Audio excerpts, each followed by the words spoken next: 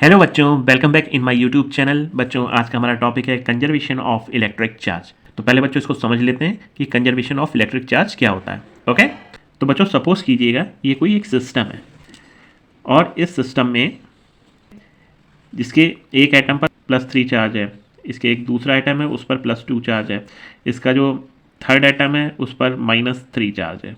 अब ये जो सिस्टम है वो पूरी तरीके से आइसोलेट है, वो किसी के कांटेक्ट में नहीं है। ठीक है, तो इस पर जो चार्ज है टोटल वो कांस्टेंट रहेगा या फिर कह सकते हैं कंजर्व रहेगा। तो इसका टोटल चार्ज कितना है? -3 +3 +2, टोटल कितना हो गया? काउंट करते हैं, चलिए। +3 -3 एंड +2। ठीक है, सबको ऐड करेंगे तो हमें फाइनल जो रिजल्ट मिलेगा वो मिलेगा +2। अगर बच्चों ये सिस्टम जो है वो आइसोलेटेड है, मतलब किसी के भी कांटेक्ट में नहीं है, बिल्कुल अलग है, तो ना तो इस सिस्टम को कहीं से चार्ज मिलेगा और ना ही ये सिस्टम किसी और को चार्ज दे पाएगा। तो इस कंडीशन में इसका टोटल चार्ज +2 ही रहेगा, मीनिंग कांस्टेंट रहेगा या फिर कंजर्व रहेगा। तो बच्चों इसी को हम बोलते हैं conservation of electric charge.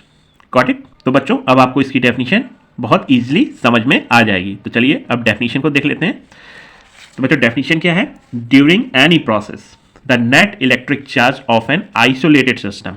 Isolated system meaning जो बिल्कुल अलग हो, ठीक है, किसी के कांटेक्ट में ना हो, रिमेन्स कांस्टेंट और conserved. In simple words, charge can be neither created not destroyed but can only be transferred. ठीक है, तो यहाँ पे बच्चों क्या है कि चार्ज को आप ना तो क्रिएट कर सकते हो और ना ही इसको डिस्ट्रॉय कर सकते हो। केवल चार्ज क्या हो सकता है? चार्ज एक बॉडी से दूसरी बॉडी में या एक सिस्टम से दूसरे सिस्टम में ट्रांसफर किया जा सकता है। ठीक है, इतनी बात आपको समझ में आ गई? तो बच्चों अब आपका conservation of electric charge clear हो गया। Got it? Thank you.